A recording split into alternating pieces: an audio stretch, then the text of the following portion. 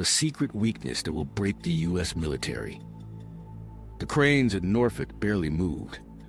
Overnight, monitors flickered off across the port. Automated forklifts froze halfway through loading pallets of jet fuel, caught mid-motion like statues.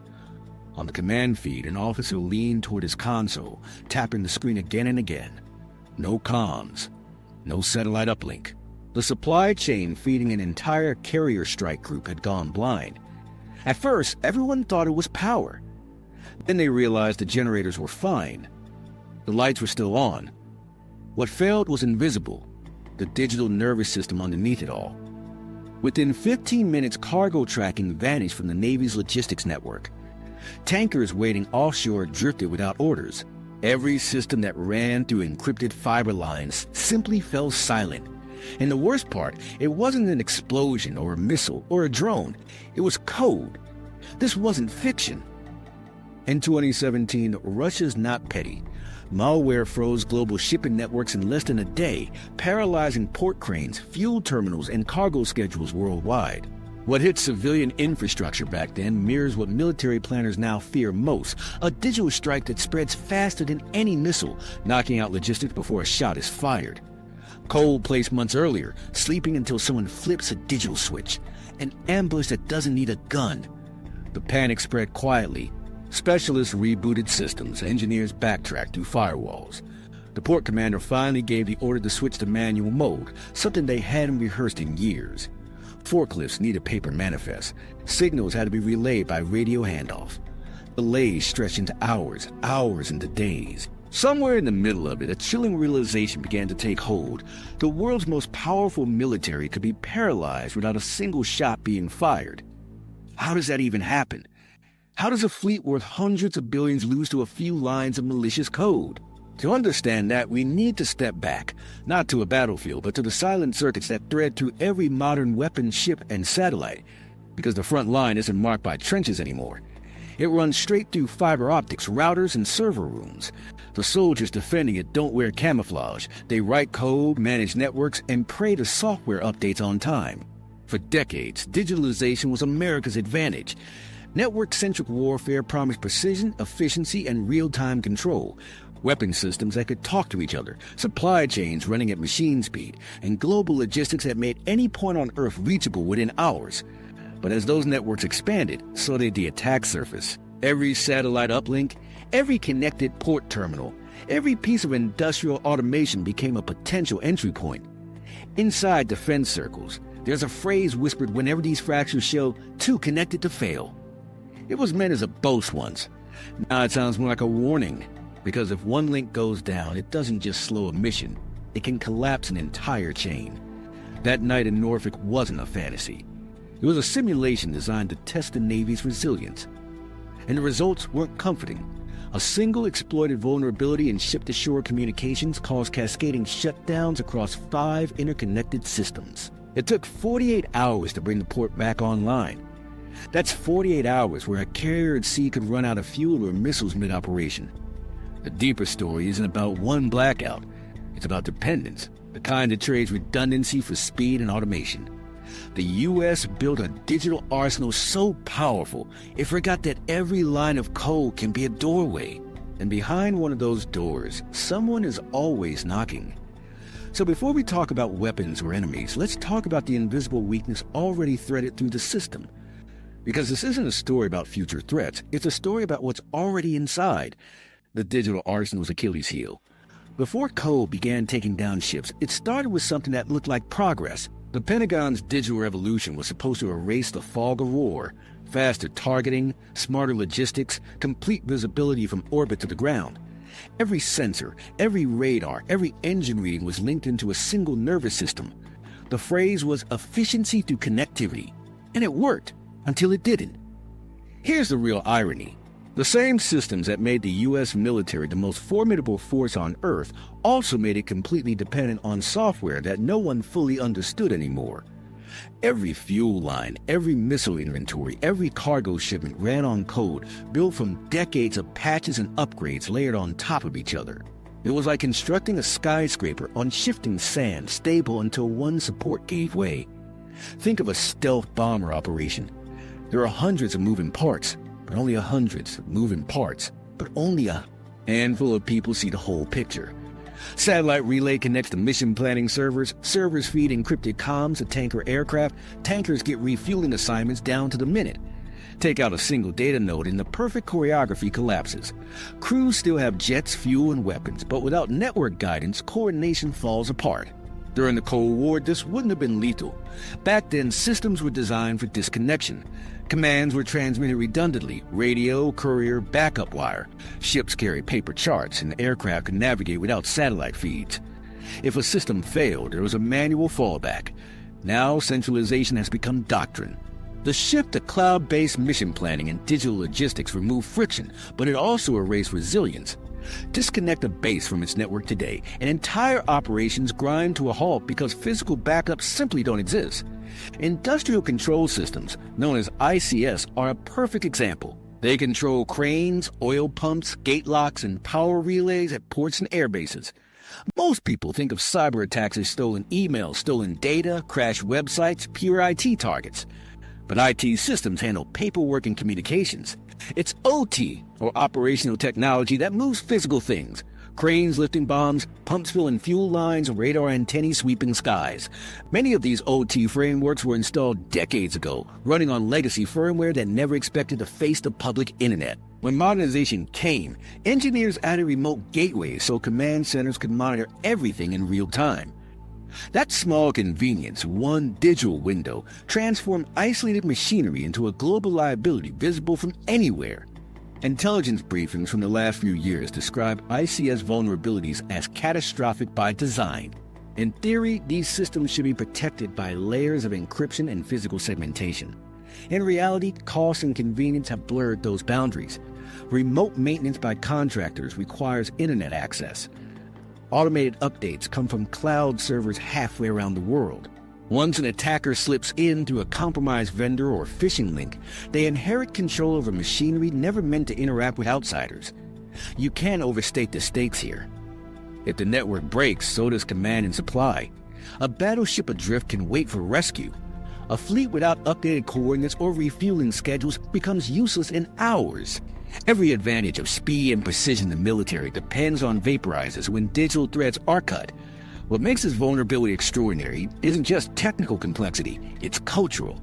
The U.S. military was built on compartmentalization, keep operations divided so one failure can't trigger another. Digitalization flipped that logic. Now, integration is the goal. Every branch feeds data into joint networks. Every decision passes through shared systems. The results are astonishing when everything works. Satellite warning ties instantly to missile defense. Logistics software calculates resupply routes in seconds. But total integration means there's no clear line between essential and non-essential systems anymore. If logistics servers stall, combat networks stall too. Colonels now say half-jokingly, "We run on PowerPoint and SharePoint." Behind the humor is truth. The tools meant for administration bleed into mission-critical environments. A vulnerability in a conference system can open pathways to sensitive mission data. The attack surface keeps expanding, not because enemies breach it faster, but because the military keeps giving them more doors to test. For decades, defense strategists assumed the key to dominance was faster modernization, bigger bandwidth, broader connectivity, more automation.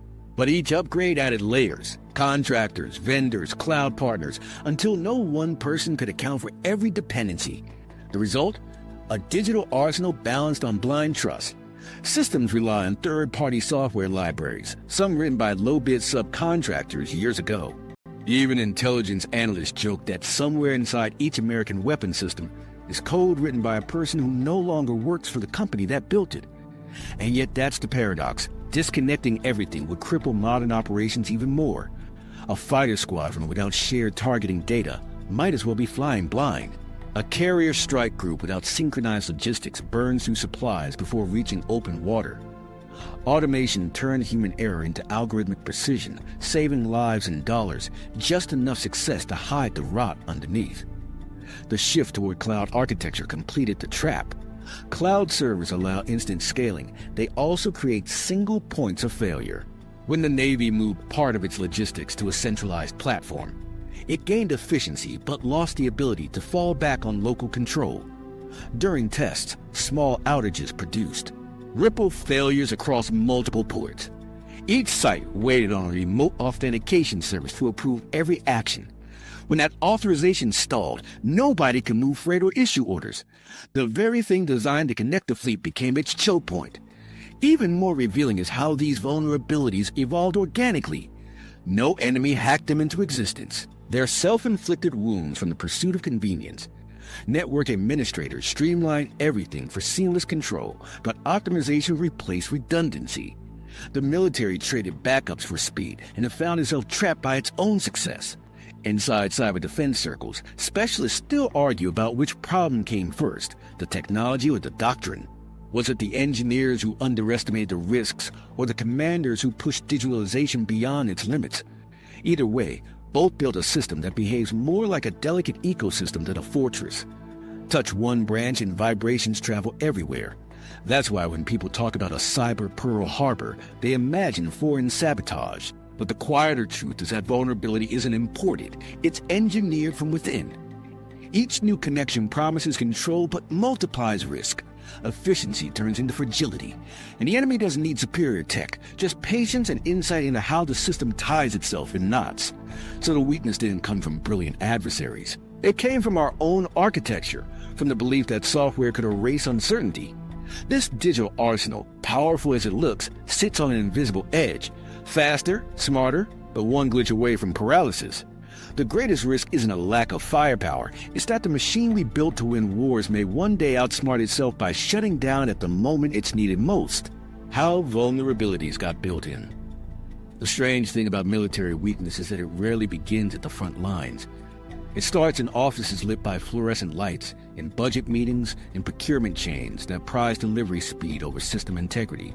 The weakness we see now, ports freezing, networks buckling, was soldered into place years ago by the same process that kept the Pentagon running. Every contract came with pressure. Deploy faster, integrate sooner, skip the redundancy because it costs too much. By the time modernization reached full stride, the military's modernization cycle had become shorter than its cybersecurity cycle. Weapons and logistics systems were being fielded before their security architectures were properly tested. There was always a new mission on the horizon, a new threat to counter. Patching vulnerabilities was a secondary task, maintenance disguised as progress. In theory, strict cybersecurity models existed. In reality, commanders faced impossible trade-offs. Choose between operational tempo and technical hygiene. When a system delayed missions, it got bypassed. When new defensive protocols slowed communications, officers switched back to legacy channels. Every shortcut became permanent the moment it worked. Over years, those temporary fixes built an invisible ecosystem of exceptions, each one a doorway left half open. Walk through any naval dockyard today and you'll see layers of digital past living side by side. A crane running on 199's industrial firmware next to a brand new AI-driven inventory hub. They're all connected because they have to be, but the interface between old and new is fragile. The legacy machines were never meant to face the open internet, yet they now depend on remote patch servers and third-party management tools just to function. Each connection adds another potential breach vector. Take the case of certain outdated communication systems still in service, Cisco gateways with known vulnerabilities, Citrix remote access solutions patched too slowly, Schneider electric controllers driving fuel transfer lines. None of these are hypothetical. They're catalog flaws still awaiting complete mitigation. These systems sit at the intersection of operational urgency and administrative inertia, awkwardly keeping commerce and combat readiness alive. When cybersecurity teams finally catch up, new versions are already compromised elsewhere. Inside command infrastructure, engineers call this the patch horizon. It's the distance between known vulnerabilities and the moment organizational bandwidth allows them to be fixed. For military networks, that horizon is often measured in months. An adversary only needs one gap measured in hours. Then there's the human side of it. The people maintaining these systems aren't lazy. They're overworked, under-resourced, and forced to choose between uptime and caution. Every asset must stay operational 24/7. You can't just power down a ship's automation layer or a port's fuel regulator to run diagnostics. So the system keeps running, patched on the fly, carrying the digital equivalent of scar tissue that never quite heals. Modernization plans often read, Like wish lists built on ideal data flows, what they leave out are the beige boxes sitting in control rooms, still humming along on decades-old code because no one dared unplug them. One contractor once joked that shipboard networks are a living museum of software history. The humor fades when you realize each of those relics links directly to mission-critical infrastructure. It's not only a technical issue, it's philosophical. For generations, hardware was king. Tanks, ships, and aircraft embodied national power. Cyber hygiene lived in the background. By the time digital dependency overtook metal and fuel, doctrine hadn't caught up. Maintenance crews understood engines, not firmware. Commanders understood logistics, not encryption. The disconnect bred complacency. Adversaries didn't have to break in through brilliant cyber tactics. They simply walked through outdated digital doors left unlocked by bureaucracy. An unpatched server here, a misconfigured firewall there. Each decision felt small. Permission granted to a contractor for remote maintenance, credentials shared just for the night shift. Over time, those favors knitted into a pattern, a tapestry of trust no one questioned until it was too late. There's a documentation problem, too. When procurement runs through dozens of subcontractors, tracking exactly what code goes into a deployed system becomes nearly impossible. Components get repurposed, firmware repackaged, passwords hard-coded years before current administrators arrive. It's not negligence, it's entropy. Complex systems drift from their creators faster than institutions can retrain to manage them. Even as the Pentagon poured money into AI and automation to close the gap, the underlying issue deepened. Automation doesn't erase old weaknesses, it multiplies them. Machine learning models trained on imperfect data cannot distinguish between legitimate system chatter and a quiet intrusion creeping through an unmonitored port. By delegating oversight to algorithms without understanding their blind spots, agencies believe they're adapting. In truth, they're reinforcing the same dependency that caused the problem. Look at how modernization competes with mission tempo. A deployed carrier group can't afford downtime while engineers install network segmentation. Every hour spent in cyber maintenance is an hour off patrol. So commands prioritize readiness metrics, ships sailing on time, aircraft sorties logged, while cyber readiness becomes a paper exercise. Reports get written, compliance boxes ticked, vulnerabilities tolerated. The logic is brutal. Winning tomorrow's exercise matters more than preventing an invisible failure that might never materialize. This deferred maintenance culture is self-perpetuating. Once vulnerabilities become normal, the institution adjusts around them. Specialists warn about exposure. Administrators file risk acceptances. Everyone assumes someone else downstream has it handled. A perfect breeding ground for quiet decay. What's remarkable is that external audits have been sounding alarms for years. After simulating cyber disruptions at multiple naval facilities, analysts reported that a single compromised credential could cascade across logistics networks within minutes. Recovery times range from 36 to 72 hours. The findings were classified but not surprising. Insiders already knew. What shocked leadership was how routine these intrusions had become. Despite the warnings, the modernization pipeline keeps feeding new connected systems into the same vulnerable architecture. It's like reinforcing an outdated bridge by adding more traffic lanes instead of fixing the foundation. Progress measured in deployment speed hides the technical debt accumulating underneath. Cyber readiness often lags behind kinetic readiness because success is invisible. There's no headline for a port that didn't get hacked, no medal for preventing an intrusion.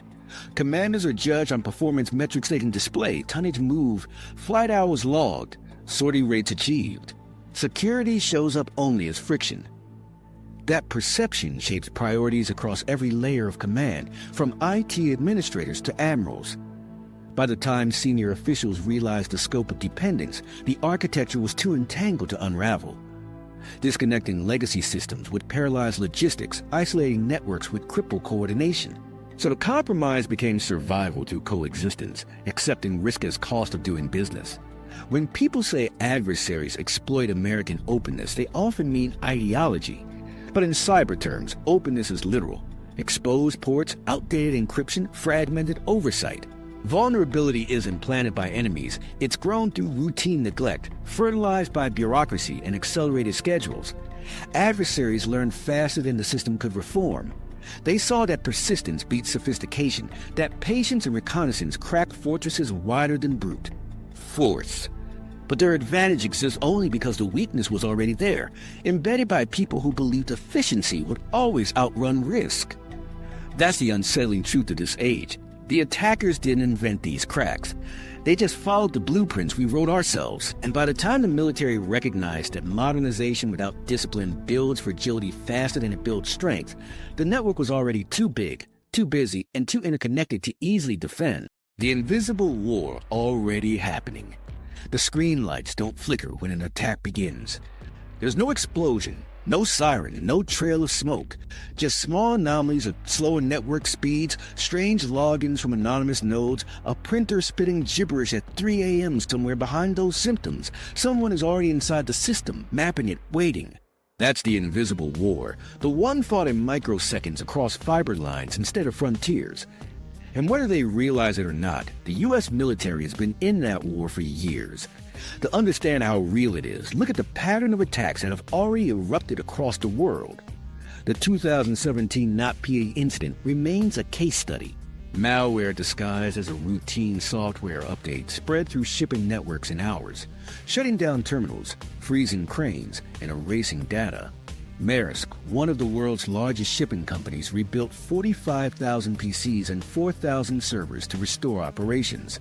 Ports across Europe and Asia stalled. What made it terrifying wasn't its destructive power, it was how indiscriminate it was. NotPetya wasn't aimed specifically at global logistics, yet it revealed how a single piece of code could cripple maritime supply chains that militaries also depend on. Cyber warfare doesn't always announce itself. In March 2025, a group calling itself Lab Duktigan infiltrated Iranian maritime networks, isolating over 100 vessels from their command centers. Communications blinked out. Navigation systems froze. The operation lasted hours, but it demonstrated a point too few notice. Military logistics are now just as hackable as commercial shipping. The U.S. Navy's infrastructure depends on similar systems, industrial controllers, satellite links, port automation, all vulnerable to the same tactics. For years, American analysts framed these as isolated incidents, accidents of globalization or collateral damage from foreign disputes. But look closer, and the pattern is clear. Every strike tests infrastructure that mirrors U.S. dependencies.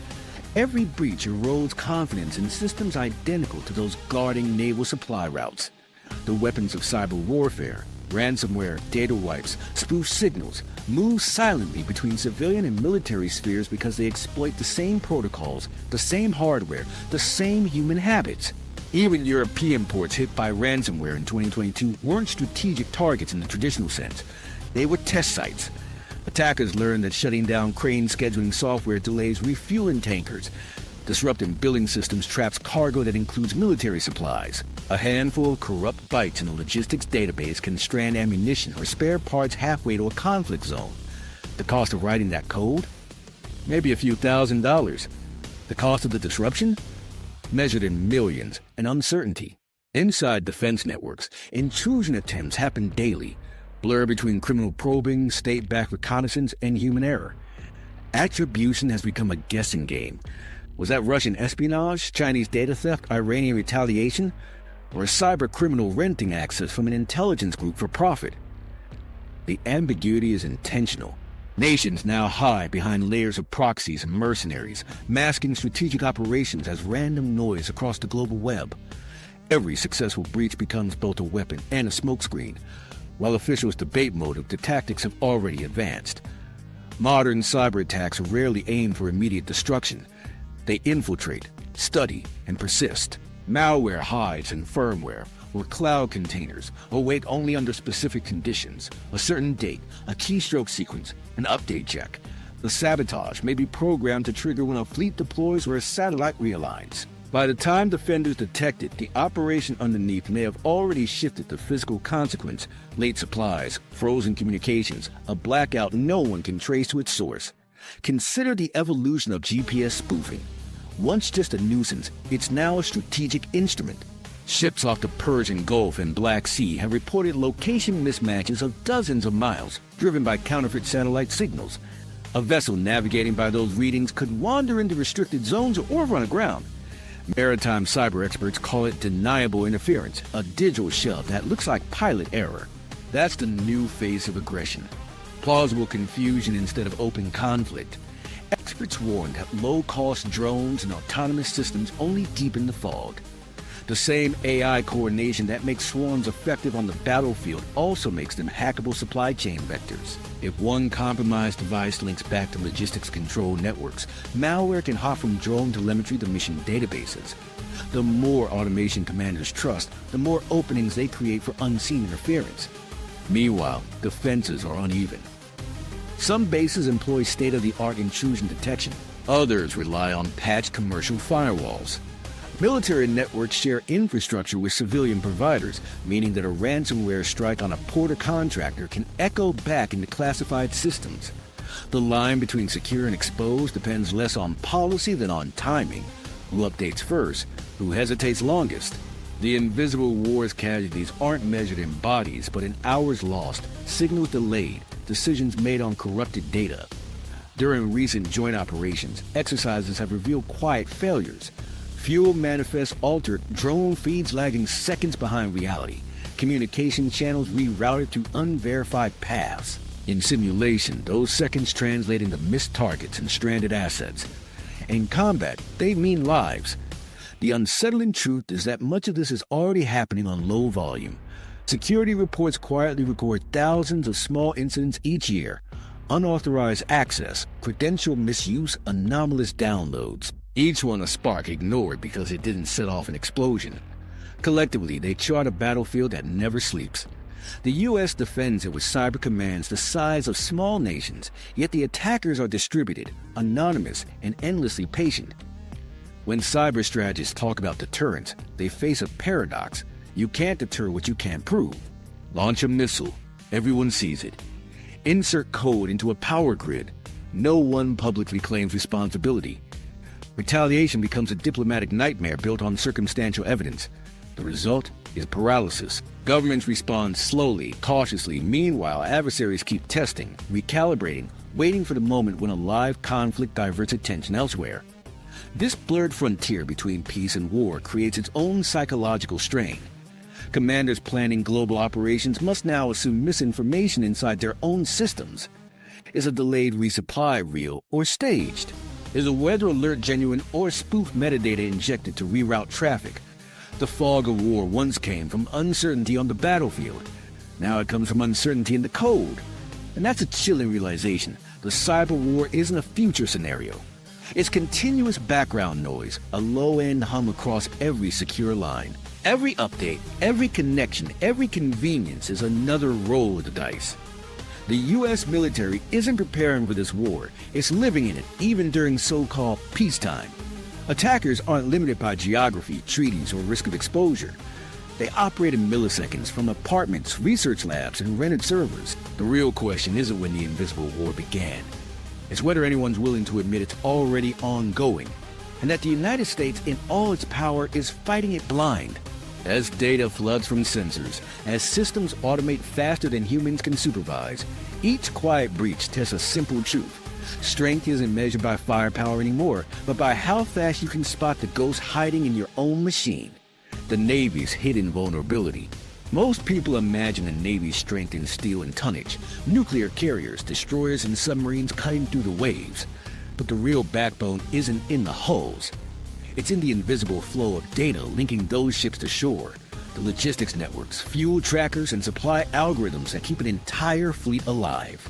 And that's where the Navy's most dangerous weakness hides, inside systems that were never meant to go to war.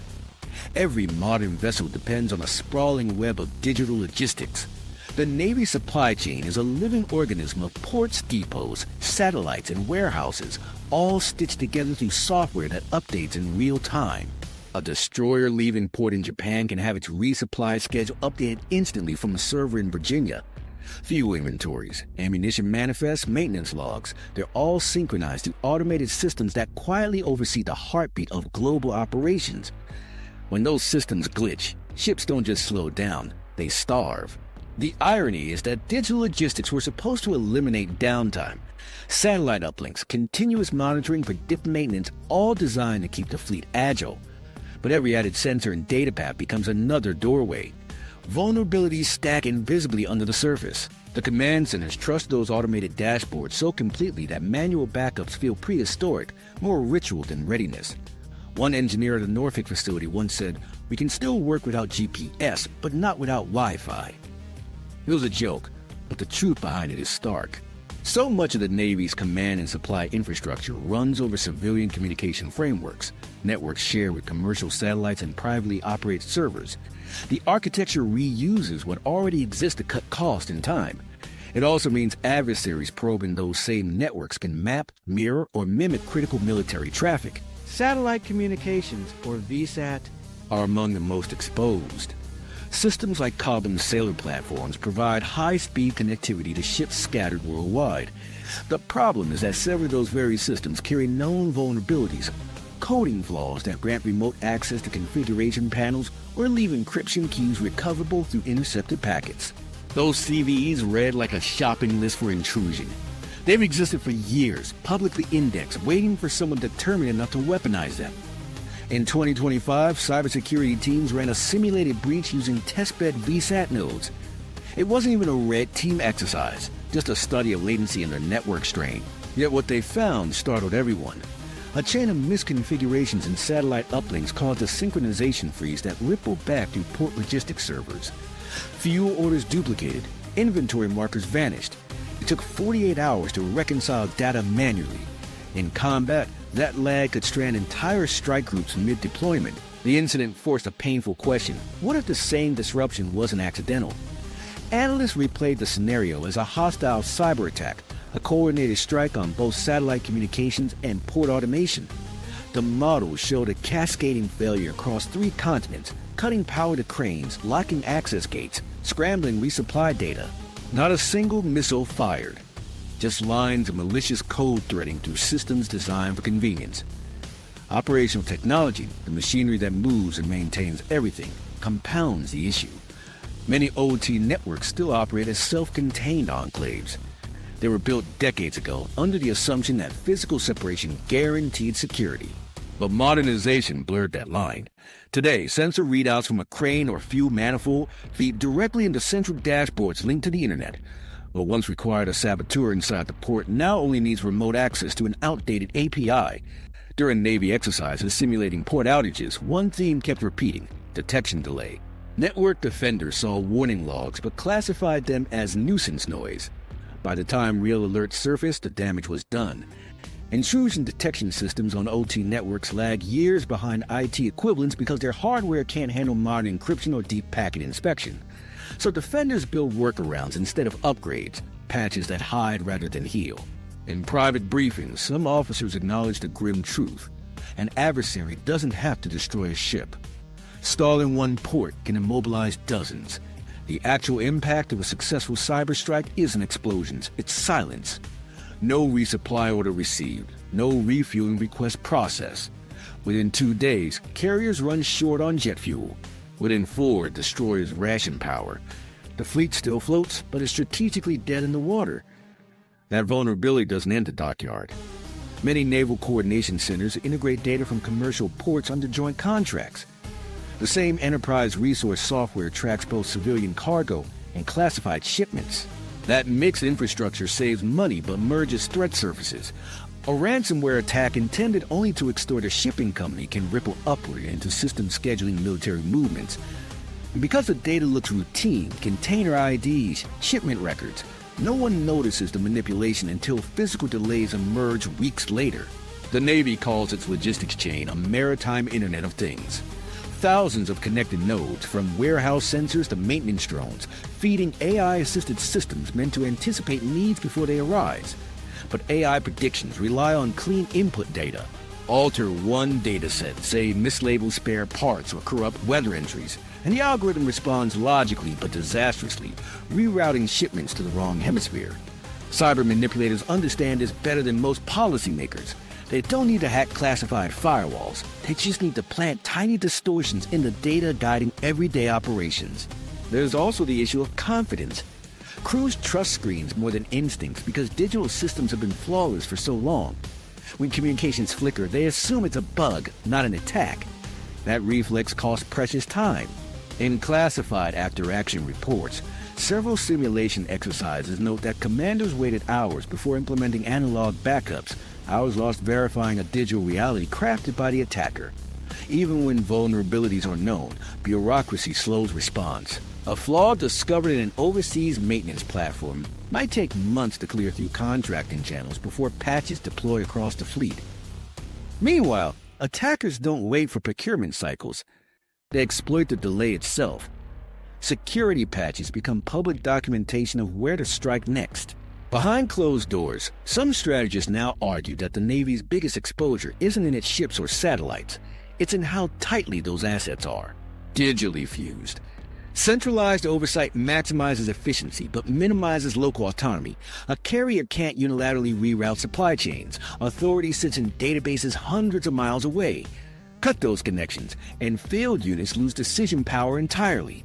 The logic of network warfare. Total awareness, unified control turns toxic when the network itself becomes the target. To fix that, cyber defense teams are pushing for segmentation, isolating logistics control from combat communications, rebuilding manual protocols that allow ports to operate offline. It sounds retrograde, almost primitive, but in resilience terms, it's revolutionary, restoring the ability to function under electronic siege. Testing shows that even partial disconnection can cut recovery times from days to hours. Still, reform meets resistance. Command culture prizes seamless connectivity. Every disconnection looks like inefficiency on a spreadsheet. Leaders accustomed to perfect coordination struggle with the idea of deliberate friction. Yet every smooth interface, every instant data sync is another surface to attack. Resilience grows from inconvenience. Here's what makes this moment pivotal. The Navy has finally realized that cyber defense isn't just about protecting data, it's about preserving time. Every hour a system stays compromised translates to ships drifting, aircraft grounded, operations stalled. The arsenal of the future won't be built solely from missiles or hulls, but from networks that can absorb shock without going dark. Because in the next conflict, whoever can keep their logistics running wins. Not the side with the most ships, but the side that can still move them when screens go black. The U.S. Navy's hidden vulnerability isn't a secret weapon waiting offshore. It's the quiet assumption that the lights inside the data room will always stay on. How attacks jump from civilian ports to military assets. The line between civilian commerce and military logistics used to be clear. One dealt in containers and customs, the other in classified missions. But over the last 20 years, those networks fuse. The same cranes unloading consumer goods now lift containers of jet fuel. The same scheduling systems that track cruise liners also track resupply ships. It's efficient, logical, even necessary in a globalized economy. It also means the U.S. military's lifelines move through civilian arteries that weren't built for war. That's where the danger begins, because today most attacks targeting maritime infrastructure don't differentiate between cargo types. Ransomware encrypts data blindly. Phishing targets whoever clicks first. When a port authority's billing server goes down, the Navy doesn't immediately feel the hit. But the fuel supply contracted through that same network does. Hours later, a military convoy waiting on that fuel discovers a transfer terminal's automation is frozen by civilian IT issues. The technical problem becomes a tactical one. Here's how the cascade happens. A commercial terminal using outdated software runs a remote access tool for maintenance. Attackers compromise that vendor and inject code into the port's control system. From there, malicious data packets spread into shared databases where Navy logistics contractors also store shipment records. The moment those credentials synchronize through routine backups, hostile code slips into defense-linked infrastructure. No firewall stops it because technically it's arriving from a trusted partner network. It's a mirror of what happened during the 2017 NotPetya crisis. A shipping company's accounting software in Ukraine got hijacked, never intending to cripple global trade. Yet within hours, servers from Mumbai to Los Angeles seized up. Maersk's terminal stopped, fuel shipments delayed, naval cargo rerouted manually. The Navy wasn't the target, but its supply chain lived inside the same digital space. It was collateral damage born from convenience. Fast forward to now, and those same structural overlaps still exist, only broader. Civilian logistics firms routinely handle dual-use goods like spare parts applicable to both commercial aircraft and naval jets. Their tracking systems plug directly into defense resource platforms through APIs designed for efficiency. A ransomware strike that paralyzes one warehouse automatically tangles military resupply lines because both depend on the same endpoint references. Attackers know this and exploit it precisely because the complexity hides their trail. In 2022, when ransomware hit energy terminals across Belgium, Germany, and the Netherlands, most attention went to the economic fallout. But inside naval circles, analysts noticed something stranger. Encrypted data queues had silently delayed NATO refueling contracts for days. No sabotage, no manifesto, just market chaos bleeding into defense readiness. The Navy learned a hard truth. Global logistics run on a shared nervous system, and shock to one node reverberates through all. This isn't purely theoretical. U.S. Navy logistics contracts rely on hundreds of commercial vendors, port operators, ship repair yards, container carriers, IT maintenance providers. Each sits on its own network with its own security policy, yet all feed into centralized Defense Logistics Agency databases.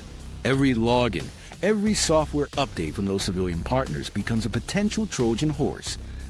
When adversaries can't reach the fortified walls of military cyber defense, they simply compromise a subcontractor's laptop and let legitimate sync operations deliver the payload. The result is hybrid warfare that doesn't look like conflict at all. A port ransomware incident is framed as criminal extortion. Insurance pays the ransom, systems reboot, headlines fade. Meanwhile, that same breach revealed network topologies, IP addresses, and operational schedules that an intelligence adversary quietly archives. Later, during a crisis, that knowledge turns surgical.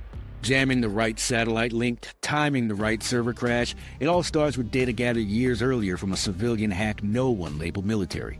Civilian and military networks also overlap through human pathways. Contractors rotate between sectors, bringing credential habits and portable drives with them. A port technician unlocking an access panel for maintenance might unknowingly use the same password applied in defense contracts. Social engineering feeds on this blur. A single phishing message disguised as a Port Authority memo can reach military users through shared mailing lists before anyone flags it. The attacker wins not through complexity, but through familiarity. Even the software that runs modern supply chains, the enterprise logistics suites managing customs, warehousing, and vessel scheduling, tends to be commercial off the shelf. When updates roll out, patches arrive globally. That means if an adversary discovers a zero-day vulnerability in such software, they automatically gain a direct line into hundreds of ports, including those tied to military operations. The scale transforms a corporate flaw into a national security hole overnight. Think about the logic from the attacker's side. Launching a direct strike on the U.S. Navy triggers escalation, sanctions, possibly retaliation. But hijacking a civilian data center that manages maritime shipping, that looks like crime, not war. It buys deniability. The damage is identical. Supplies postponed. Coordination scrambled. But response stays muted. It's aggression buffered by ambiguity.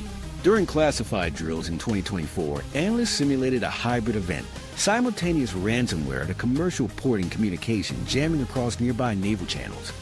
Within hours, military logisticians faced conflicting data. Some ships marked loaded twice, others vanished from the system completely.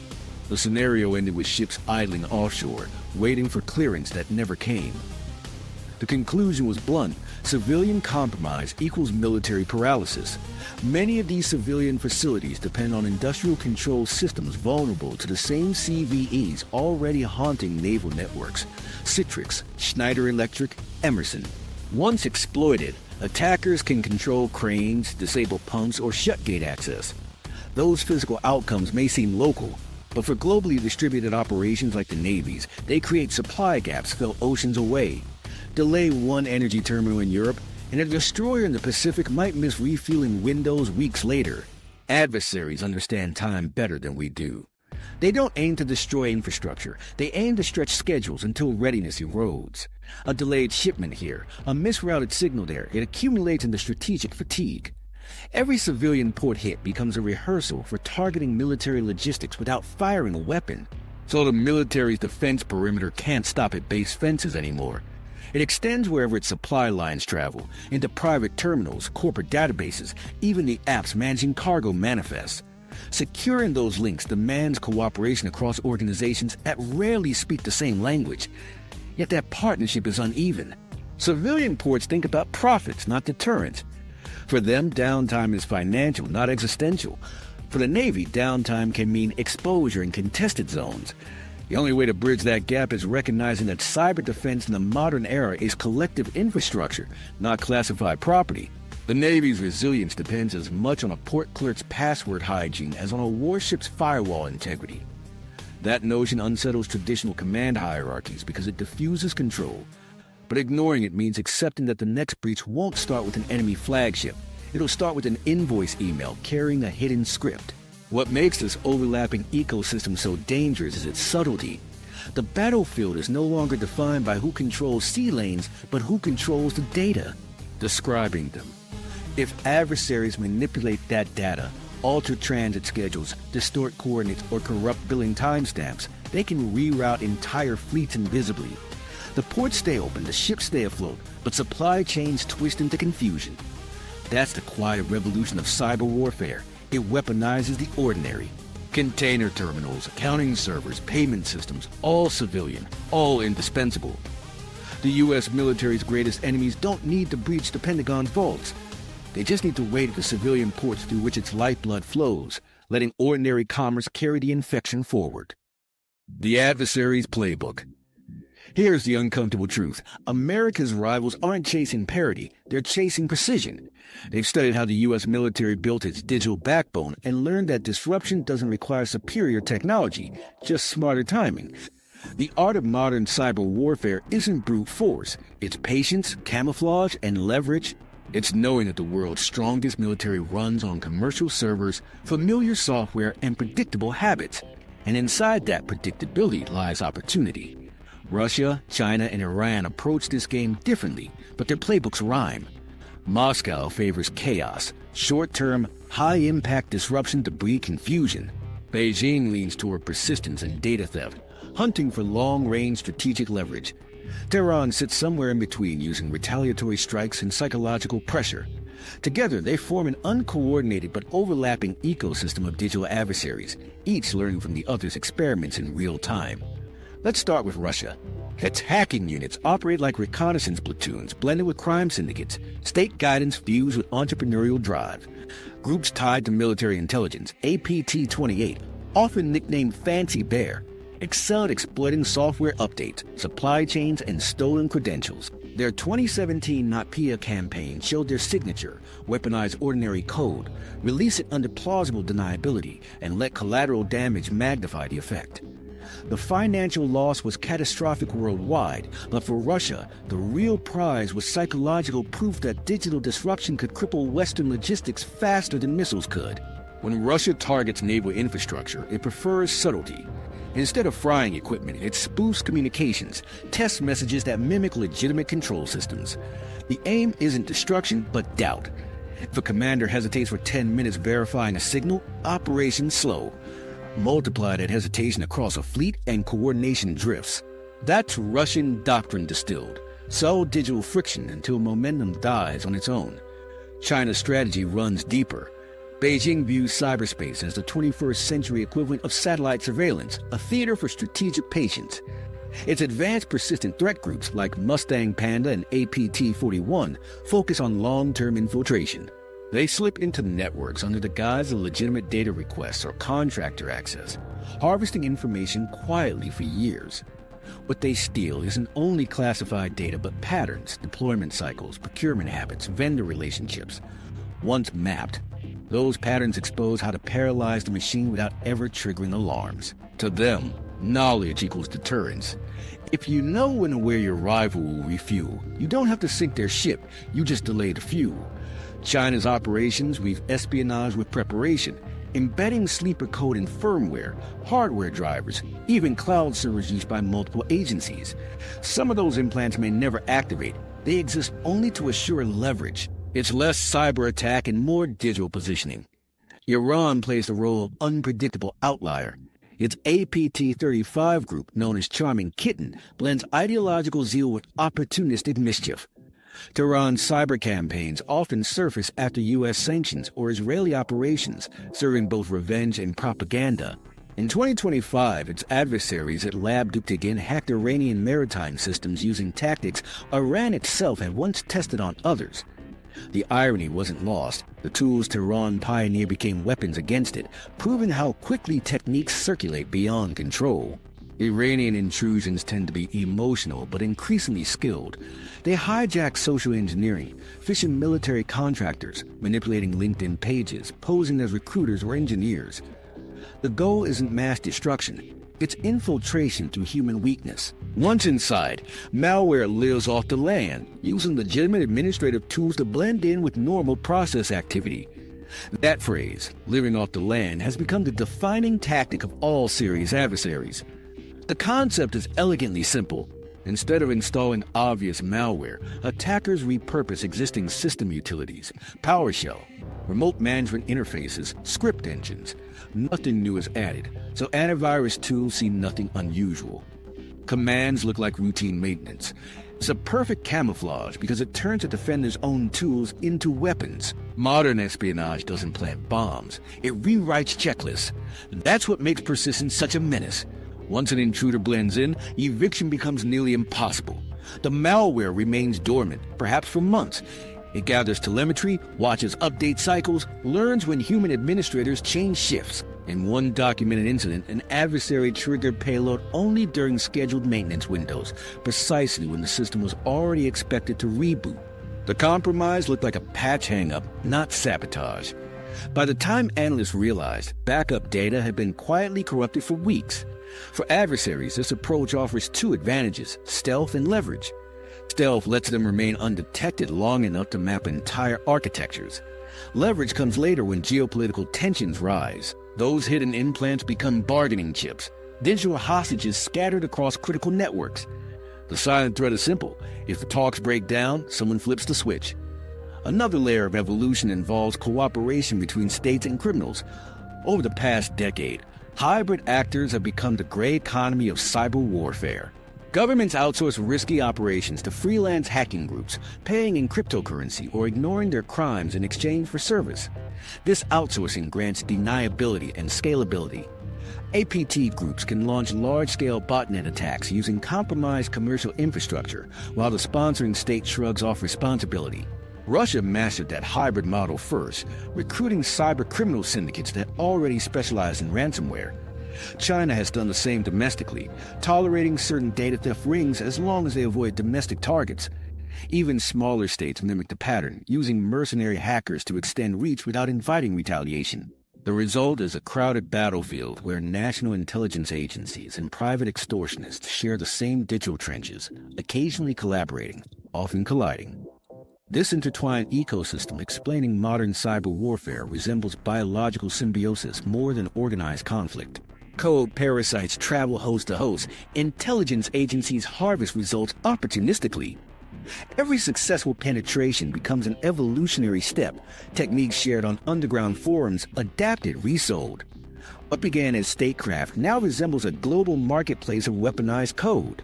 Meanwhile, Western defenders still think in bureaucratic silos: intelligence, law enforcement, private industry. Adversaries don't respect those divisions. They exploit them.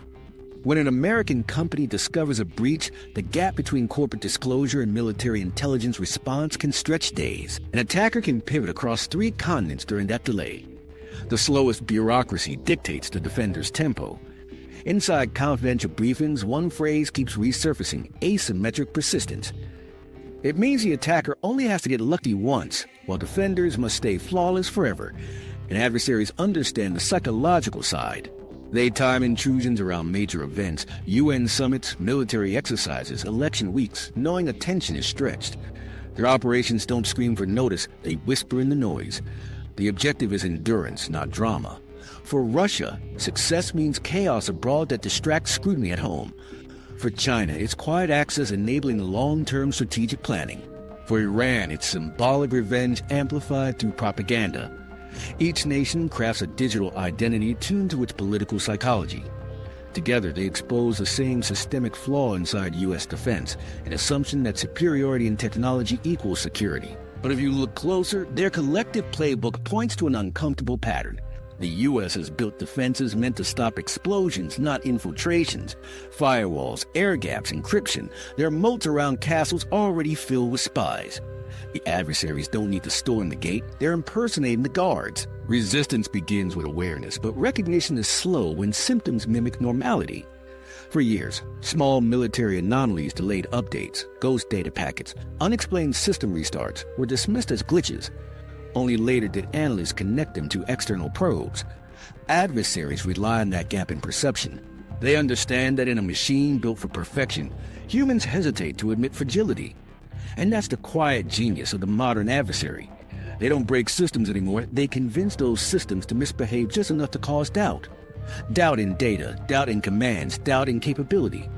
Because once leaders hesitate even for a moment, the battlefield shifts. Adversaries evolve constantly, testing boundaries while U.S. defenses remain tangled in procedural loops, approvals, contracts, compliance checklists. Cyberwar favors flexibility over hierarchy. State hackers exploit that difference the way guerrillas exploit radio silence. The future battlefield belongs to whoever learns fastest. So while America still debates new procurement frameworks and AI oversight boards, its rivals are rewriting the rulebook mid-game. They've learned the ultimate lesson. You don't need to defeat a superpower. You just need to make it doubt the reliability of its own machines. And in the realm of cyberwar, that doubt spreads faster than any missile strike could. When artificial intelligence fails the defenders. For the past decade, artificial intelligence has been hailed as the silver bullet for cyber defense, algorithms that can watch every network packet, predict threats, and respond faster than any human. The Pentagon poured billions into AI threat detection, automated analysis, and predictive modeling. The theory was flawless. If attacks happen too fast for people, let machines defend machines. But by 2025, cracks appeared. AI didn't fail because it was incompetent. It failed because it learned from flawed data and served flawed expectations. Inside the classified corridors of U.S. Cyber Command, analysts called it the black box dilemma. They were surrounded by tools claiming to understand patterns better than humans, yet no one truly knew how or why those systems made decisions. AI could produce alerts by the thousands but rarely explain them. Operators began filtering and ignoring warnings just to stay productive, and that's when attackers adapted, crafting intrusion patterns designed to appear normal enough to slip through the cracks of pattern-based logic. The stronger the algorithm became, the more predictable its blind spots grew. The irony is brutal. Machine learning was supposed to overcome human error, but it ended up inheriting it at scale. Algorithms trained on archives of known threats assume the future will resemble the past. But cyber warfare doesn't repeat, it mutates. Attackers tweak one variable, and the model fails to recognize it. False positives flood the dashboard, genuine threats drown in noise, and human analysts are forced to choose between trusting automation or their own instincts. More often than not, they trust the machine. The result is a defense posture built on faith. Systems announce that everything is fine, and people believe them. It's convenient, comforting, and catastrophically misleading. In 2025, research showed that more than 80% of enterprise AI initiatives produced no measurable improvement in security response time. The failures weren't technical, they were cultural. Leadership deployed algorithms as replacements for critical thinking instead of as tools for augmentation. Soldiers in cyberspace became spectators, waiting for software to tell them what to do. Consider a real incident logged during a naval cybersecurity exercise. A simulation introduced low-frequency network anomalies, subtle data drifts meant to mimic reconnaissance traffic from an external actor. AI detection software rated the activity as non-threatening noise because its parameters ranked frequency over context. Human operators, reassured by the green dashboard, ignored the warnings. 4 hours later, simulated logistics data had been altered to misdirect a convoy. The teaching point was painfully clear. The AI responded perfectly according to its logic and still lost. These problems echo a broader trend across industries. Intelligence agencies began deploying AI summarizers to prioritize reports. Within months, critical nuances vanished. Machine translation misread idioms, pattern analysis flagged identical word clusters as redundant stories, and analysts downstream never saw the missing details. Automation compressed interpretation into repetition. In the cyber domain, That flattening affect translates to delayed response. Machines spotting anomalies, humans waiting for confirmation, victims realizing too late that the confirmation was the attack itself. There's also the problem of overfitting, AI's obsession with the environment it was trained on. Military networks are controlled, sanitized spaces, ideal for testing. But the real world is chaos composed of outdated routers, vendor APIs, and misconfigured devices. When predictive models built in sterile labs meet field conditions, they falter. Logs arrive incomplete, encryption fails mid-transfer, signals cross from secure to public domains. Under that stress, AI models revert to guesswork disguised as confidence scores. And guesswork defending a global fleet is a liability no admiral wants to admit. Behind the scenes, contractors rush to fix these issues with more automation. It's a loop of faith-feeding frustration. Each time an AI framework underperforms, a new layer is added. Meta AI overseeing the first, analytics reconciling the outputs, committees verifying compliance. Complexity grows while understanding shrinks. Every added model divides responsibility further until no single team feels accountable for the final decision. Analysts describe it as fighting cyber war through fog, thicker than the one the technology was designed to clear. Some believe generative AI will solve the interpretive gap by translating raw data into human-readable insights. The early results suggest otherwise. Natural language summaries, lull commanders into misplaced confidence. They sound decisive, even poetic, but underneath they're built on probability matrices that can't distinguish between a routine system cache and a malicious beacon. When those models hallucinate, they do it convincingly. Humans hear authority in the syntax and assume accuracy. The consequence is subtle misdirection, slow, accumulative, and nearly impossible to trace. Even when the numbers look good, 99% detection accuracy, sub-second response time, reality hides in the margins. A 1% misrate across billions of inputs equals thousands of undetected anomalies. Attackers study precisely those gaps. They craft payloads triggered only under thresholds the model deems benign. When the AI declares success, it's reporting the reliability of its illusion. Another unspoken risk lies in dependency. Junior analysts who arrive in cyber defense units today often start with automated dashboards instead of raw logs. They're fluent in interfaces, but not in fundamentals. When the system fails or an update crashes, many freeze, uncertain how to operate without the machine's guidance. Veteran operators call it algorithmic dependency, the loss of intuition born from constant automation. The same pattern once appeared in aviation. Pilots overtrusting autopilot until manual flying became a lost art. Now it emerges in cyber commands guarding fleets and satellites. Meanwhile, adversaries exploit AI's predictability. They feed it adversarial inputs, crafted data designed to mislead.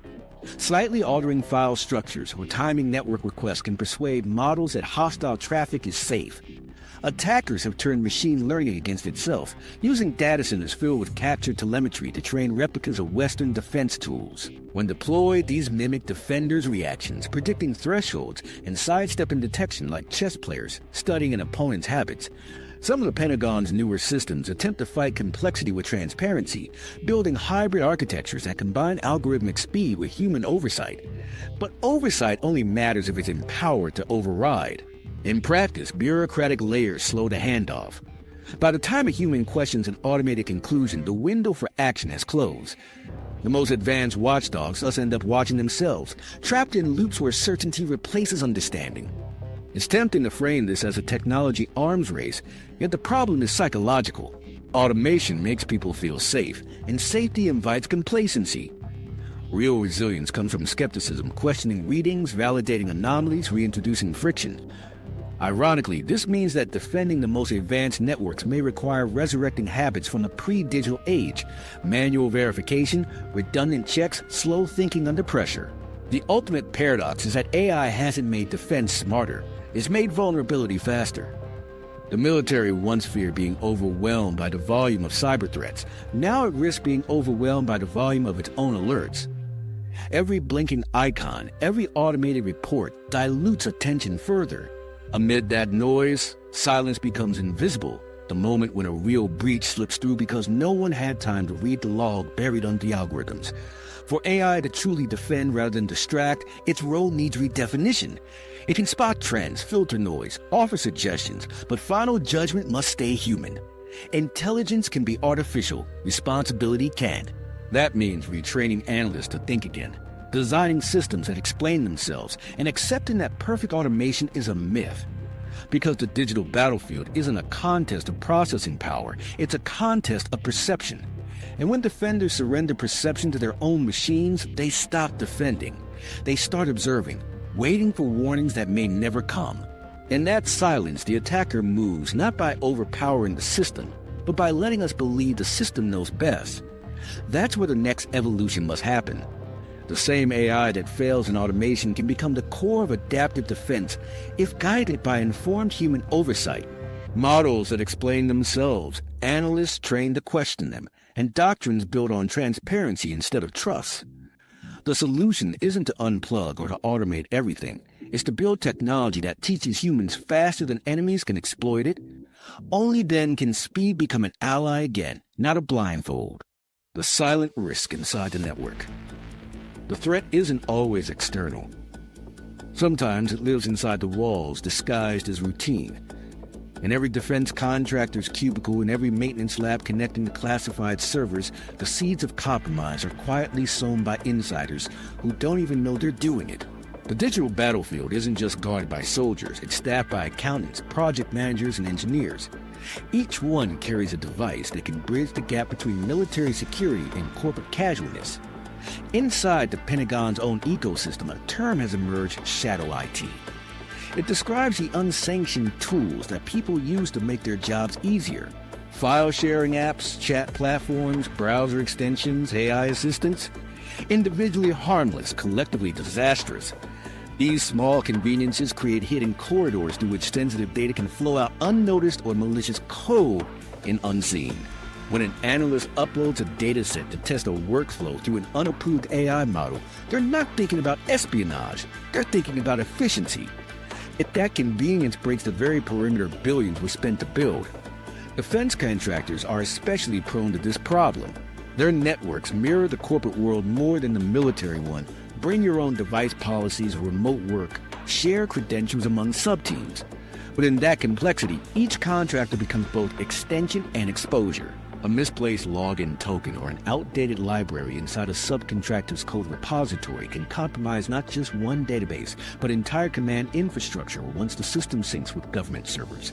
The enemies don't need to break in. They can wait for data to leak outward through ordinary operations. In 2025, internal audits across multiple defense vendors discovered hundreds of unauthorized AI tools embedded in daily workflows.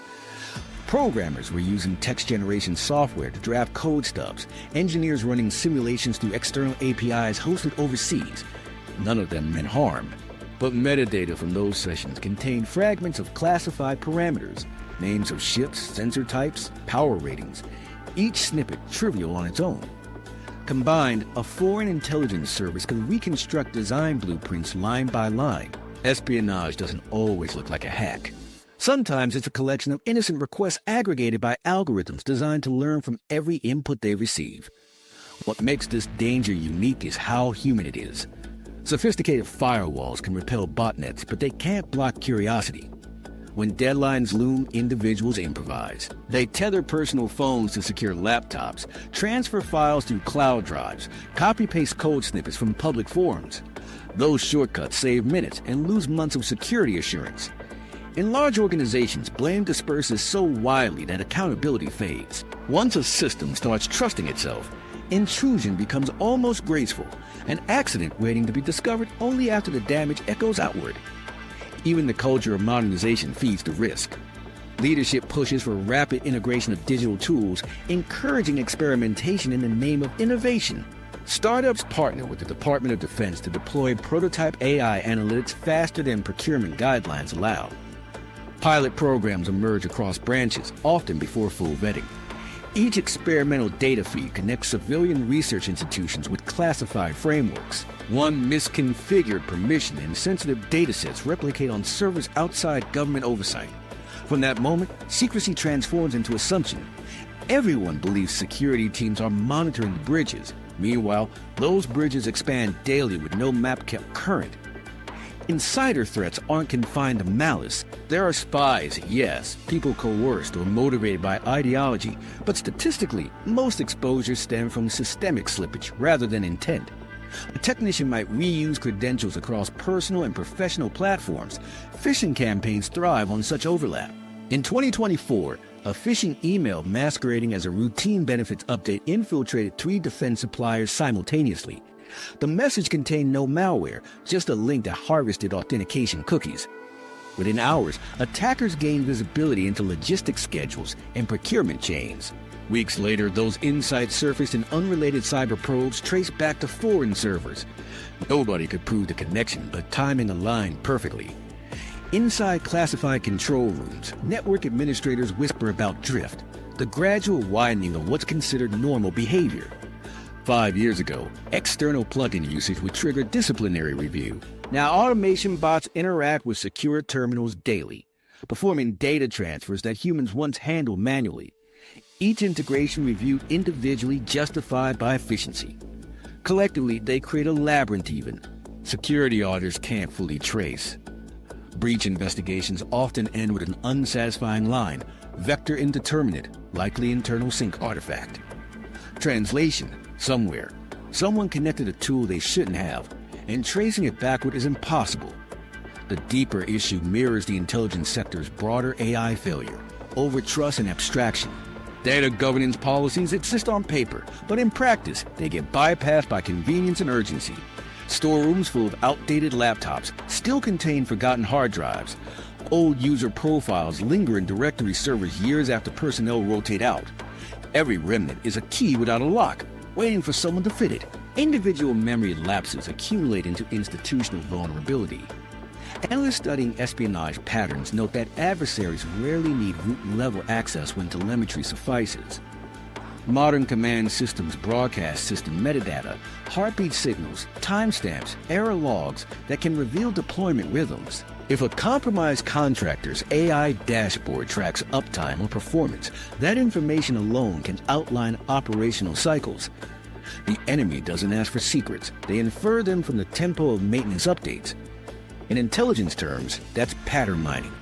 In practical terms, it's free reconnaissance delivered courtesy of routine reporting. There's also the ghost problem. Devices connected once, forgotten later, still active in background networks. During audits, cybersecurity teams routinely uncover phantom nodes, IoT sensors, digital assistants, obsolete printers, drawing power and transmitting data, each one a blind spot capable of bridging isolated zones. They survive because disconnecting them means interrupting operations, and no one wants to take ownership of downtime. Multiply that inertia across every battalion, lab, and port, and the system becomes self-infecting. The nightmare scenario emerges when internal leakage aligns with external crisis. Imagine a regional conflict flaring, while an internal misconfiguration exposes logistics telemetry. Attackers watching global network patterns recognize spikes in encrypted traffic, correlate them with shipping manifests scraped from public vendors, and predict fleet movements without breaching classified layers. The illusion of safety collapses. What seems secure by encryption becomes transparent through correlation. Solving this isn't just about firewalls or threat hunting, it's about culture. Security can't depend on clearance level alone. It has to live in behavior. Training programs that once focused on recognizing phishing emails now teach digital hygiene in the age of AI, knowing where your data goes when you improve productivity. Rebuilding discipline means treating every line of code, every API call, as potential disclosure. Because the network's integrity doesn't fail at the weakest server, it fails at the most complacent habit. In the end, silent risk inside the network isn't a stealth adversary. It's the quiet normalization of exposure. The belief that small breaches aren't worth reporting. Temporary shortcuts will get patched later. The convenience outweighs caution. Each rationalization stacks until resilience collapses under its own weight. The system doesn't need to be conquered from outside. It only needs to keep trusting itself blindly. And when that happens, the very networks built to secure a nation start leaking its strength one keystroke at a time. The event we haven't seen yet. When the first reports came in, nobody linked them together. A satellite relay blinking offline over the Pacific. A logistics update, failing to synchronize in Bahrain. A drone swarm returning to base without telemetry. Each incident looked routine: software glitch, patch delay, atmospheric interference. But in the span of 27 minutes, the network connecting the U.S. Navy's logistics, surveillance, and communications grid fractured like glass. No alarms, no intrusion alerts, just silence spreading across oceans. Inside the Pentagon's command center, specialists scrambled to trace the outage. Terminals still glowed, circuits still hummed, yet data packets vanished mid-route. Cyber defense dashboards show green. AI logs reported no anomalies detected. It was digital gaslighting, the system insisting on health, while threads unraveled underneath. By the time anyone realized the truth, information latency had climbed past 30 seconds. In an environment where missile detection depends on sub-second timing, that half-minute gap meant blindness. This was the scenario planners feared, a synchronized cyber strike blending precision and patience. Months earlier, fragments of malicious code had been buried inside vendor updates, routine firmware patches pushed by contractors supporting satellite comm arrays and automated depots, each piece harmless on its own. Together, they formed a distributed weapon triggered by a simple condition: simultaneous pings from 3 geographic regions. The moment that pattern appeared, dormant logic lit up like a chain of fuses. The first visible failure came at sea. A carrier group en route to the South China Sea lost navigation synchronization. GPS coordinates looped 19 seconds behind reality, forcing crews to rely on inertial guidance. Then a drone reconnaissance wing linked to the same group began transmitting corrupted video feeds, ghost images flickering between true targets and mirrored decoys. Pilots chasing phantoms, analysts second-guessing reality. In less than an hour, the most technologically advanced fleet in history was navigating blind through data it could no longer trust. Back on land, network engineers fought a battle they couldn't see. Firewalls behaved like one-way mirrors, blocking outgoing traffic but allowing incoming commands disguised as maintenance packets. Countermeasures deployed automatically, then deactivated themselves seconds later under falsified verification codes. It was a digital equivalent of fighting an enemy who could rewrite the rulebook mid-punch. The AI defense frameworks, those designed to recognize unfamiliar signatures, classified the attack as routine synchronization drift. The system defended the illusion of normalcy more fiercely than the truth. Satellite control soon followed. VSAT terminals aboard resupply ships stopped acknowledging pings. Ground stations attempted forced reconnection, not realizing that every handshake confirmed the infection spread. Within 90 minutes, the network that once threaded continents fractured into islands of isolation. Commands failed to propagate. Ports couldn't receive docking schedules. Air bases couldn't authenticate aircraft requests because verification servers were unreachable. Operational tempo, normally measured in milliseconds, slid into chaos measured in guesswork. The eerie part was what didn't happen. No power surges, no data wipes, no physical damage. Equipment remained intact, humming obediently. This wasn't destruction, it was paralysis. Analysts later described it as the digital version of anesthesia, a system alive but unresponsive. The brilliance of the attack lay in restraint. By avoiding overt disruption, it denied defenders a reason to declare emergency authority. Everything looked fixable, just glitched enough to stall decisions while dependence deepened. As hours passed, confusion hardened into fear. Commanders defaulted to contingency playbooks built for kinetic war. Order offline synchronization, re-establish radio fallback, prioritize manual dispatch. But decades of efficiency had erased those redundancies. Many younger officers had never practiced manual logistics at scale. Paper manifests lay unused, analog frequencies were repurposed for training. The instructions existed, but the muscle memory was gone. Entire task forces found themselves improvising procedures from archived PDFs. Meanwhile, the enemy, or enemies, attribution would remain uncertain, watched through passive telemetry siphoned from exposed commercial networks. They didn't need decrypted data, only rhythm analysis. How often backup beacons fired, how long between reconnection attempts, which node stayed silent longest. Without launching a missile, they understood which ports were starving the system first. It was algorithmic reconnaissance, the espionage equivalent of sonar built from silence. Drone swarms stationed abroad felt the impact next. Unable to reach command servers, their onboard AI protocols defaulted to autonomous safety mode. Thousands of UAVs hovered or returned home in perfect unison, creating optical clutter over friendly bases that radar misinterpreted as incoming threats. Air defense units hesitated, unsure whether the swarm was theirs or someone else's mimicking the signal. In the chaos, training exercises froze, flights grounded, and electronic warfare units exhausted bandwidth chasing ghosts. By the sixth hour, rumors spread through internal chat channels: sabotage, insider breach, solar storm. Truth didn't matter anymore. Perception did. Every officer detached from network consensus began crafting guesses, and leadership faced an invisible battlefield fractured by narrative. That psychological fragmentation, commanders doubting one another's situational awareness, was the true payload. Strategic paralysis by mistrust. The outage lasted 16 hours before partial restoration. Subsequent analysis showed no foreign code remaining. Everything had self-deleted after execution. What remained were procedural gaps, exhausted crews, and corrupted confidence. Systems came back online, but belief in them didn't. The aftermath forced a rollback to semi-manual operations across major commands. It was the first time in decades that paper logs outperformed encrypted dashboards. Investigations afterward painted a chilling picture. No single vulnerability explained the breach. It wasn't a lone hack, but a convergence of everything chronicled for years. Legacy firmware, civilian vendor overlap, AI misclassification, human complacency. Attackers didn't invent new exploits. They sequenced old ones like dominoes, timing them under the cover of routine maintenance. The entire event cost maybe a few $1 million to orchestrate, less than a single fighter jet sortie, but it temporarily neutralized assets worth trillions. Strategists labeled it distributed paralysis. There was debate over whether it constituted an act of war. Legally, perhaps not. Politically, it was devastating. Allies lost faith in U.S. network security. Adversaries gained a blueprint. It became the case study for invisible victory, proof that a superpower's strength could be turned against itself through the very efficiency it prized.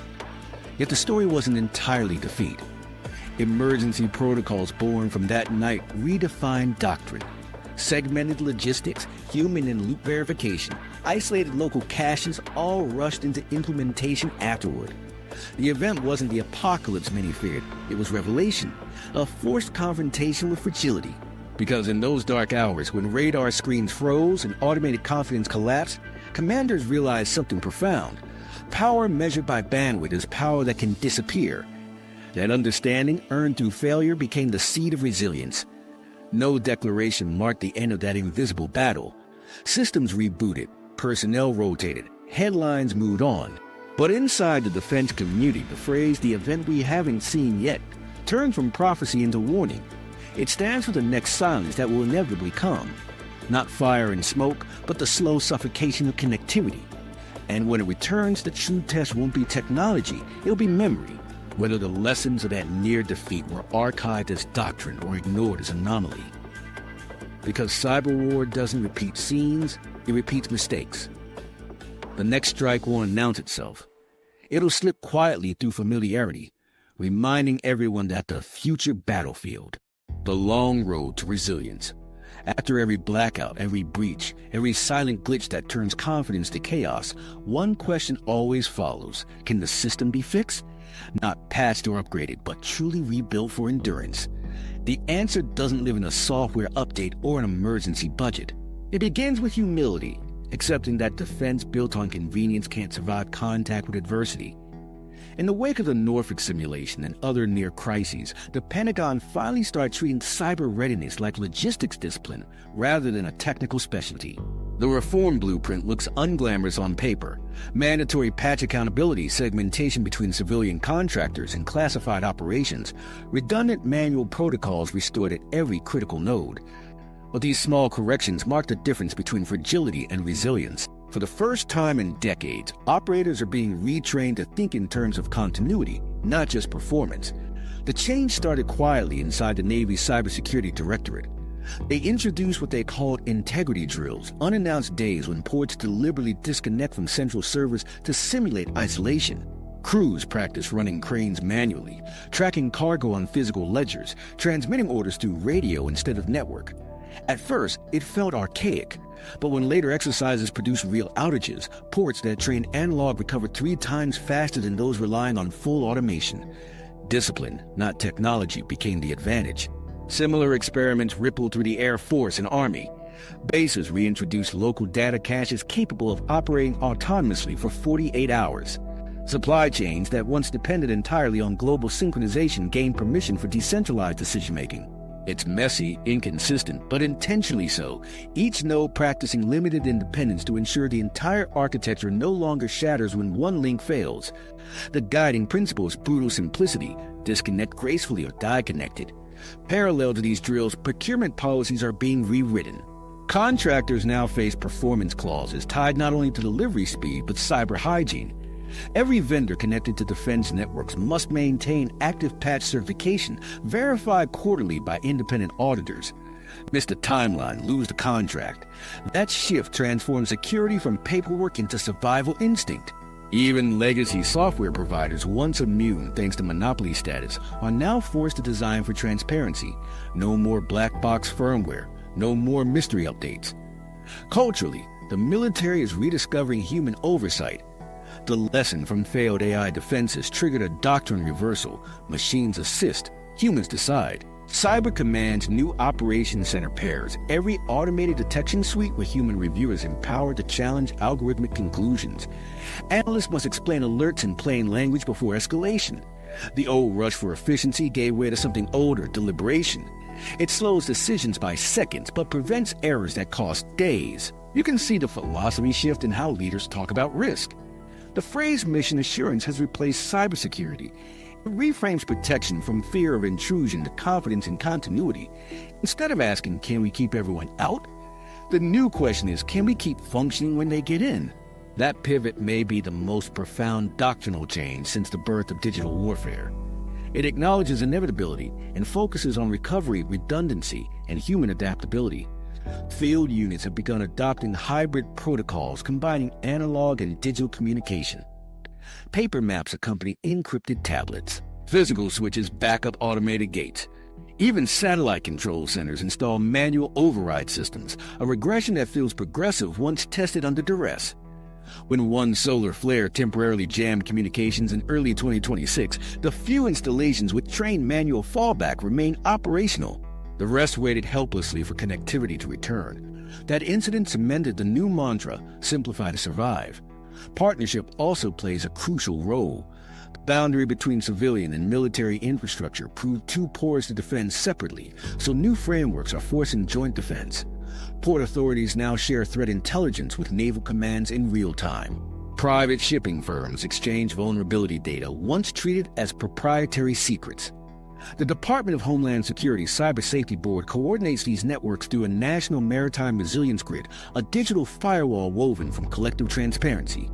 Cooperation replaces classification where secrecy once created blindness. Some of the most promising progress emerges at the intersection of AI and discipline. Engineers now develop explainable AI for threat detection, designed to justify every flag rather than flood. Monitors with noise. These systems don't replace analysts, they tutor them. Feedback loops reward accuracy instead of volume. Combined with human in-loop authority, the approach restores trust incrementally. Lessons from failed automation turn into scaffolding for smarter partnership between man and machine. Financial accountability follows close behind. Cyber negligence has become quantifiable in logistics cost. Every unpatched vulnerability carries a measurable delay risk calculated into mission budgets. This transformation, assigning economic consequence to invisible threats, motivates change faster than policy ever did. When commanders see security lapses translated into resupply delays and fuel shortages, cybersecurity stops feeling abstract. It becomes survival math. Rebuilding confidence also means revisiting education. Service academies now teach basic coding, encryption, and network forensics alongside traditional strategy. Future officers won't treat cyber operations as support staff. They'll understand them as integral to command. At the enlisted level, new training emphasizes curiosity over compliance. Trainees learn why protocols exist, not just how to follow them.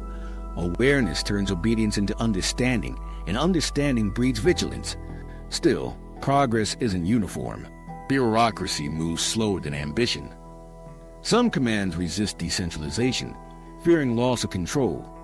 Others cling to legacy systems while modernization waits on budget cycles. Yet even through inertia, the trajectory bends towards self-correction. Each simulated outage, each near miss, reinforces the same realization. Resilience isn't built by spending more, it's built by remembering less. Forget the illusion of seamlessness, aim for controlled imperfection. The physical infrastructure is adapting too. Ports are being redesigned with modular digital segments that can isolate compromise zones without shutting entire facilities. New vessels integrate dual communication paths, secure fiber for routine data, and harden analog for emergencies. Power grids at bases shift to microgrid configurations capable of islanding from the main network when sabotage or malware strikes. The architecture itself learns resilience through compartmentalization, the very principle digital integration once erased. Perhaps the most vital reform is psychological. Years of easy control fostered arrogance, a belief that digital omnipresence equaled superiority. Now humility guides doctrine. Commanders speak about limits openly. They plan for failure the way earlier generations planned for weather. Acknowledging vulnerability doesn't erode deterrence.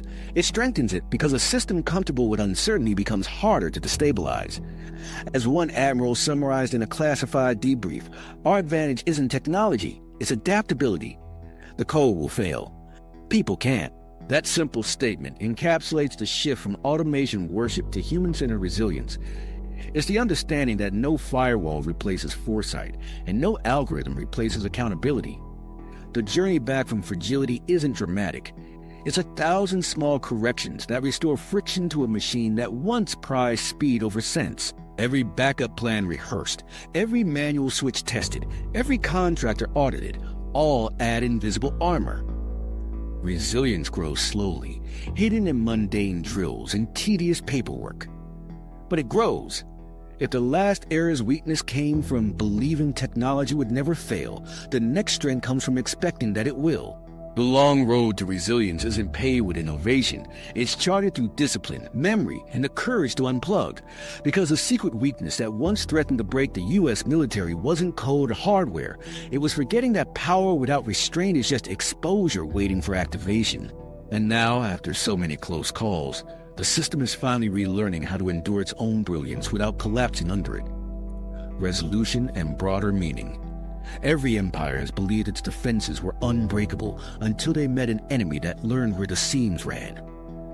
For the United States, that seam is digital. After decades of dominance built on bandwidth and automation, its greatest vulnerability turned out to be the very architecture that made it powerful. Not the ships or satellites, but the invisible lattice of code binding them together. The revelation isn't about weakness, it's about perspective. Power that depends entirely on connection must also respect disconnection. The Norfolk blackout, the fragmented fleet, the frozen ports, all of them expose the same truth. Complexity isn't strength when simplicity fails. The U.S. military's challenge now isn't building smarter weapons, it's teaching an enormous system how to survive without perfect information. That lesson reshapes the meaning of readiness. In this era, victory belongs not to whoever controls data, but to whoever can function. When data disappears. Cyber threats don't breach gates like invaders. They slip through daily habits. They hide in permissions granted for convenience, in routines trusted for efficiency, in networks too familiar to question. That's the real enemy, complacency disguised as progress. Because when everything is automated, caution looks outdated. When everything works, failure feels impossible. And that's exactly when the trap closes. Yet resilience is already forming in the quiet corners of that realization. Officers training to navigate without GPS, engineers reinstalling manual overrides, contractors audited not for speed but for security. These are subtle acts of defiance against the illusion of invincibility. They won't make headlines, but they define the future battlefield more than any new fighter jet. What the system is relearning is balance, trust the machine, but verify with human instinct. There's an irony in the story's end. Technology once promised to make war cleaner, faster, more precise. Instead, it revealed how fragile precision becomes when nothing physical anchors it. The next conflict may not start with explosions, but with silence, the absence of signals where certainty used to live.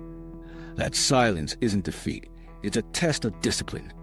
The side that keeps its nerve when screens go blank will own the 21st century's definition of strength. Looking forward, the path is neither apocalyptic nor naive. It's a middle ground where cybersecurity becomes everyday maintenance, where the difference between survival and collapse depends on how well people remember that every advantage carries a shadow.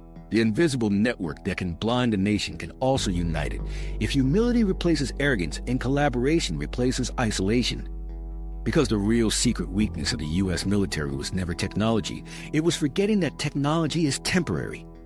What endures are the people willing to adapt when certainty fails. Wars of the future won't start with declarations. They'll begin as faint anomalies buried in logs, corrected too late, understood only in retrospect. So when the alarm stays silent, when nothing seems obviously wrong, that's when awareness matters most. Cyber war won't be announced, it'll be inferred from stillness. And in that moment, power won't belong to whoever built the largest system, but to whoever stays capable of recalibrating it faster than it breaks. That's the warning the future carries. Trust your machines, but never your comfort. Because awareness, not automation, defines real strength. The next time silence falls, it won't just test defenses. It'll test discipline, memory, and every lesson learned from the nights when the screens went dark, but the people refused to.